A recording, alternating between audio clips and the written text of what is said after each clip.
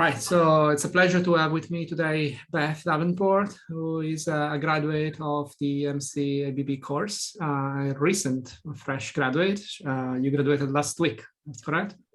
Yes, just last week. Still tired. Still tired from the course. So, Beth, you also basically topped the class. Congratulations, you won the award as a best student. And so I wanted to ask you a little bit about your experience with the course and about your past and also about your future. So let's start with your background. So what is your background and where did you come from when you joined the course? So I did my undergraduate in Durham University in the north. And I did a 4-year course, just a BSc, but I did a year abroad in Canada, in Vancouver, in my 3rd year. And it was natural sciences in Durham is a bit different to other natural sciences. I think it's very flexible and broad in terms of the topics. So I actually did, I majored in molecular biology stuff, but I actually did a lot of geography as well, physical and social geography as well. Oh, that's unusual. And how was your experience in Vancouver? Were you in a lab? No, I wasn't in a lab. I was actually studying still in the University of British Columbia, which is in the city, but on the edge. It's so beautiful. I love it. Yeah, it's a nice place. Right, and then you joined Imperial in October 2020, right? And yeah. This was in the middle of the COVID pandemics, and you had to join, like most of the students of your generation, for an online course. Yes, yeah. So how was it? How traumatic was it? I think I was really lucky because, I mean, it helps that I was doing it in the country that I'm from, because it was quite easy to still move down to London. And I did so in the summer just before I came, I think in September. But I actually really, really enjoyed it. I mean, I think it would have been better, obviously, in person, but it was going in and out of lockdown quite a bit. And it meant that when we weren't in full lockdown, I did actually see course mates and meet them and spend time with them, which was actually like a very big part of my year. It really made my year, making friends on this course. Right, so today is the 5th of October. The academic year started yesterday. I've met a new student yesterday, and the one thing I told them is that they should consider themselves really, really lucky if they can interact and network with each other this year, because based on the feedback that I got from your cohort, this is really the one thing that everybody needs. And I totally understand, you know, I'm speaking from someone, but I met my wife in a university, so I'm aware of how important networking can be. Yeah, for sure. I think also there was only a select few of us that made it to London, and so other people had different experiences during the COVID. So did you manage to do a lab project in London? Physical? I did. Yeah, I was in the Alexander Fleming building.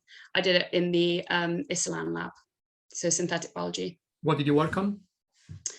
I was working on remastering plasmids and basically metabolically assessing them. So if they imparted burden or not on the E. coli that were transformed with it. So what is going to happen next to you? What is your career idea at the moment? So at the moment, I am casually working for the Islan lab, which is the lab that I've just finished my master's with, for a month, because I want to publish the work that I did. So that requires like a few final experiments just to touch things up a bit. And then I'm starting a PhD in the new year in Canada, so in Vancouver, same university, in synthetic biology lab. So actually a lab that specializes in bioinformatics, but they have a very small subdivision of synthetic biologists, and I think they want to expand that. So for me, that looked like quite an obvious place to go in terms of lifestyle and career. Sounds great. Yes. So how did you find this position? Did you apply for it while you were doing the master? I actually didn't. I went quite an informal route, I think, compared to talking to other course mates that have got PhDs. I did go tried to go the formal route with some things. I applied to Munich as well, because I really like the look of some of the German universities, but this one was informal in terms of the fact that I knew the guy that runs the lab was one of my lecturers when I was there in undergrad, and I emailed him, just fingers crossed he remembered me, and he did, and we got talking, and I've Skyped with him once a month for 8 months before we came up with this project that I really, really liked. He really, really liked. It was kind of sculpted over time. And so then finally, he actually offered me a PhD position instead of, say, a research assistant, which was the original idea. Yeah, I mean, it's not uncommon for people to find a PhD position through a route that is actually quite informal. At the end of the day, the PI is looking for someone who is proactive, and being proactive sometimes means trying to find a way that is not the usual one. So it's, it is actually a plus, if you can get in touch with people in an informal way and explore PhD in this way, is seen as a plus, because if the student means they're not afraid of making contact, and they're excited about the project. Yeah, I think it also it helps in terms of the person wanting the PhD. It helps you find somewhere that you're definitely going to fit in well, because I've managed to scout out a little bit, talk to a few of the postdocs there or the PhD students, by just contacting them and being like, oh, can I talk to you about how life is in the lab? Whereas if you go through more of a formal route, I know some of, say, the American ones, it's just like basically a very formal application process of online forms, and you never really get to know which lab you're even applying for in the first place. Now, going back to something you said before, that you want to stay a bit longer here at Imperial to finish up a paper that you hope to publish. Now, publishing a paper out of a master course is not very common.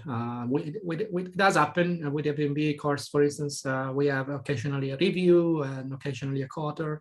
So how was it in your case? Did you join a project that was already near the finish line? I didn't. It was kind of a spin-off project, though, and it's a spin-off project from Islan's big project at the moment, which is the directed evolution. So it's a new in vivo continuous directed evolution system that they've managed to get up and running, and I think it's very famous and novel in the synthetic biology field. And one of those parts was underperforming, and that part is the one that I have tried to improve metabolically. And so I think that it's very relevant for a lot of people around the world, which is why it's worth publishing. Sure. Almost as an update, I guess. Right. One last question, maybe. You say that you're going to join for a PhD a group that does also a bit of bioinformatics and computing and things like this. You've had a little bit of bioinformatics during the course. You guys done some Python and some old school bioinformatics. Was this a new revelation for you? Was a new thing, or is it just a passion that you had inside? No, it's really new. I think at first coding to me was this far off thing that I might have to undertake, but unwillingly at some point in my career. But actually being introduced to Python, I did do a very brief course before I came to Imperial, which definitely helped, because I think a lot of people found Python the first few weeks very tough, because it's very drops you in the deep end. But I absolutely loved it. If anyone likes problem solving, then you'll like it. It's kind of addictive. And I'm hoping to do actually like a very similar course, but with R, so more statistical, before I do my PhD, because I think I'm going to need that a lot. Makes a lot of sense. I can tell you. I mean, we do a lot of Python and R in the lab, and first of all, I agree that it can be addictive. And secondly, yes, it's a good way to start the PhD is actually to start with those tools in the bag. So you have a bit of Python now, and R can definitely help. Mm. Okay, Beth, I think that's it for our chat. Is there anything else you wanted to say? No. Okay. No, all right. So thanks a lot. It was an honor to have you in the course this year. Congratulations for your successes, and good luck for your future. Thank you. It's nice chatting. See you soon. See you soon. Bye.